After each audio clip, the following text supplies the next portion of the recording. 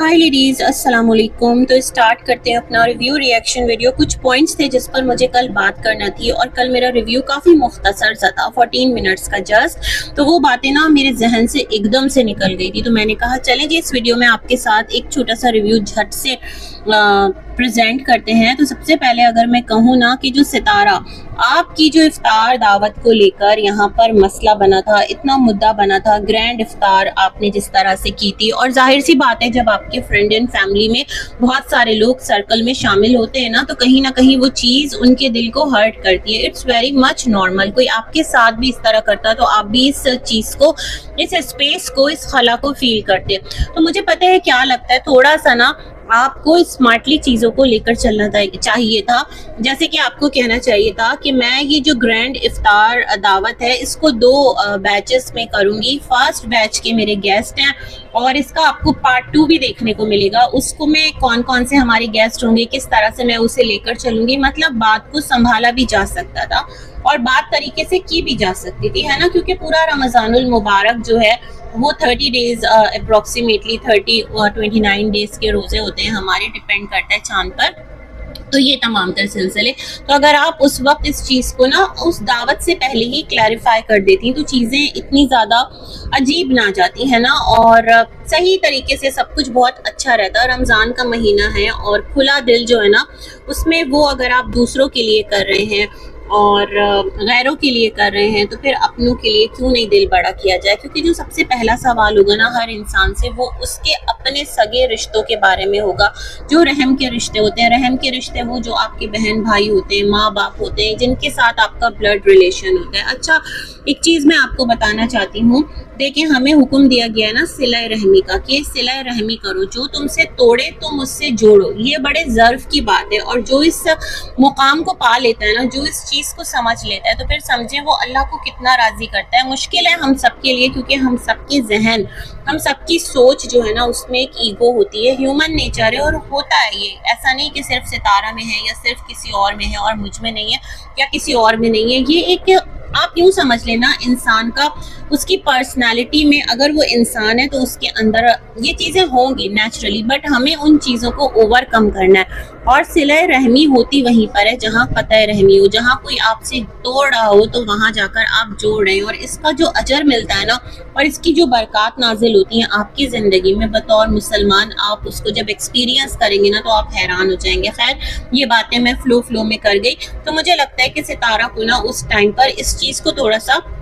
Understand करना चाहिए था, समझना चाहिए था, और स्टार्ट में कह देती तो इतना मसला नहीं बनता। जो इनके घर कल सोनिया आई थी ना, वो आई तो खुले दिल से, अभी उसका वीडियो भी मैंने देखा है, 19 आवर्स पहले का है, जहाँ कहा कि सितारा के घर दावत पर गए। बस यकीनी सी बात है कि वो आपके घर में कोई व्लॉगिंग नहीं करता है सच, तो उसने भी नहीं की, अच्छी बात है, रूल इज़ रूल, है ना। वरना अदरवाइज आपके घर पर तो हर दूसरा जो आपका मिलने मिलाने वाला है वो व्लॉगर है, तो फिर सभी अगर व्लॉगिंग करने लग जाएं तो फिर यही होगा ना कि सितारा का फेम जो है वो कैश हो रहा है और इस तरह से सितारा कैश की जा रही है, तो फिर ये सिलसिला सही नहीं है। तो मुझे लगता है सही किया इस तरह से। और अगर आप सितारा के व्लॉग में आ गए, दिल से उसने बुलाया, आपने भी अपना दिल बड़ा किया। वो जो छोटी छोटी सी एक हो जाती है ना खलिश दिल में, नेचुरल है, वो आपने उसको अपनी अना का मसला नहीं बनाया और आप भी बढ़कर गए उसकी दावत में। तो ये तमाम तर मोमेंट्स मुझे अच्छे लगे, लेकिन सोनिया मुझे थोड़ी सी ना खजल नजर आ रही थी। थोड़ा सा उसके फेस पर वो जो एक होता है ना, हमेशा से वो बहुत इजी होकर बैठती है, वो बहुत इजी और बहुत ज़्यादा वोकल होकर, बहुत ज़्यादा खुले दिल के साथ व्लॉग में, वो एक उसका नेचर है, वो नज़र आ रहा होता है। तो मुझे वो वाला नेचर वो कल वाले व्लॉग में उनका मिसिंग था, और वो मुझे ना थोड़ी थोड़ी डिस्टर्ब, थोड़ी थोड़ी सिमटाई और रिजर्व नज़र आ रही थी। क्योंकि लोगों ने उसको इतना कहा था कि बिला वजह तुम ही जाती हो सितारा के साथ, तुम बहुत ज़्यादा क्लोज होने की कोशिश करती हो, वो तुमसे बना कर रखना नहीं चाहती है, तुम केक लेकर पहुँच जाती हो, तुम ये करती हो, तुम वो करती हो।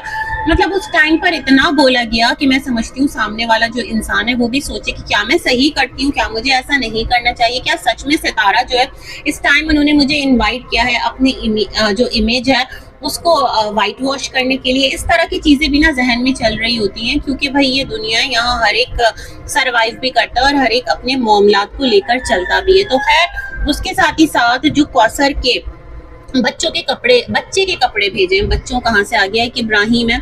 और उसका जो कमेंट बॉक्स है वहां पर भी मैं देख रही थी कल जो मिस्टर साजिद का कमेंट बॉक्स है कि वहां पर लोग कह रहे थे कि अच्छा सिर्फ जो कौसर है उसके कपड़े भेजे, इब्राहिम है उसके कपड़े भेजे हैं और तुम्हारी वाइफ के कपड़े क्यों नहीं भेजे तुम्हारी सेकंड हैंड ससुराल वालों ने। भाई उनकी गुंजाइश, उनकी जितनी हैसियत, बहुत पॉसिबल है कि उन्होंने साथ में कुछ ईदी ट्रांसफर कर दी हो कि तुम अपनी मर्जी से अपनी पसंद से खुद ले लेना, है ना। ये वाली चीज भी होती है अपनी बेटी दामाद को। ऐसा तो नहीं है, हर इंसान अपनी जो एक होता है ना अपनी कैपेसिटी में रहते हुए अपने मामलात करता है। उसका एक भाई जो है वो शहर में कारपेंटर है, अब्बा पता नहीं क्या काम करते हैं, किस तरह उनके घर का सिलसिला चलता है, किस तरह से मामलात चलते हैं, जो हमने उनका लाइफ स्टाइल देखा है ना। बहुत ज्यादा मुझे वो कोई हाई फाई अमीर कबीर लोग नहीं लगते हैं, नॉर्मल से ही लोग लगते हैं ना, जिस तरह उनके घर में हमने चीजें देखी है, उनका खाना पीना रहन सहन। तो बहुत पॉसिबल है कुछ ऐसा कौसर के लिए सेंड कर दिया हो, क्योंकि जब मिस्टर साजिद कौसर के लिए कुछ अमाउंट भेजते हैं तो कोई तो एक होगा ना सिलसिला कि यहाँ से जाता होगा, फिर वो लोग रिसीव करते होंगे। जब कौसर वहां थी उन्होंने कहा था मैं उसका मंथली खर्चा भेजता हूँ, जो भी कुछ करता हूँ, तो हो सकता है उसी एक वे को इस्तेमाल करते हुए कुछ ईदी भेज दी हो मिस्टर साजिद को भी कि आप लोग अपनी खरीदारी कर लेना या ये बेटी दामाद के लिए ईदी है। बट लोग उसको भी इतना ट्रोल करें, भाई सामने वाले की हैसियत तो देख लीजिए। पता नहीं शायद कोई तंगी हो, कोई मसला हो, कोई मामला हो। बच्चे के लिए उन्होंने सिलवा कर कपड़े भेजे हैं, 3 जोड़े हैं, और कोई बहुत बड़ी ग्रैंड ईदी नहीं भेजी। उनकी जितनी हैसियत उस हैसियत में उन्होंने अपने नवासे के लिए भेज दिया है। तो मेरे ख्याल में इसको भी अप्रिशिएट करना चाहिए। मेरा तो कंसर्न ये है कि मिस्टर साजिद और कौसर अपने घर में अपने जो इन लॉज हैं जो मिस्टर साजिद के, उनको क्यों नहीं बुलाते। जो कौसर की माँ है वो भी तो मिस्टर साजिद की सास है ना, और कौसर की माँ जो है वो मिस्टर साजिद की सगी खाला है। तो कभी ऐसा क्यों नहीं होता कि खाला जान आप आइए, हमारे घर में रहिए, थोड़ा टाइम स्पेंड कीजिए बेटी के साथ, बेटी का भी दिल लग जाएगा। इस तरह की चीजें क्यों नहीं हो रही होती। मेरा तो ये कंसर्न है, मेरा तो ये पॉइंट है ना। क्योंकि बड़ा अजीब लगता है कि बेटी तकरीबन 2-3 साल से रह रही है सिटी में और उनके पेरेंट्स ना बाप आए हैं ना भाई आया है। ये तमाम तर चीजें फिर हैं पॉइंट आउट करने वाली। थोड़ा उनको बुलाएं, थोड़ा उनकी खातिरदारी मेहमानदारी करे कौसर, है ना।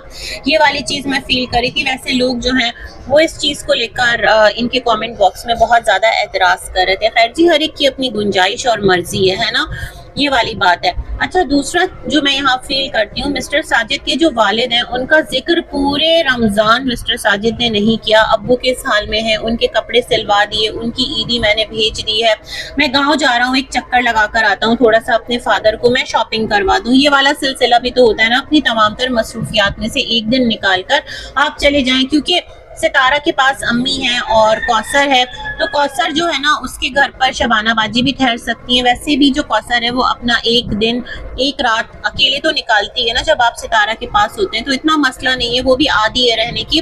तो एक दिन अपने वालिद के लिए आप क्यों नहीं निकालते। मैं ये चीज सोच रही थी। मतलब पूरा रमजानुल मुबारक एंड होने जा रहा है और रमजानुल मुबारक में एक बार भी आप अपने वालिद के साथ एक आपने जो दिन है या एक आपने जो टाइम है वो नहीं गुजारा, तो माँ बाप का भी तो बच्चों पर हक होता है ना। मैं ये वाली चीज फील कर रही थी कि इस टाइम आपके वालिद का जिक्र बिल्कुल ही टॉपिक से आउट है और कोई भी उस तरफ निशानदेही नहीं कर रहा, उस तरफ चर्चा नहीं कर रहा, उस तरफ बात नहीं कर रहा, है ना।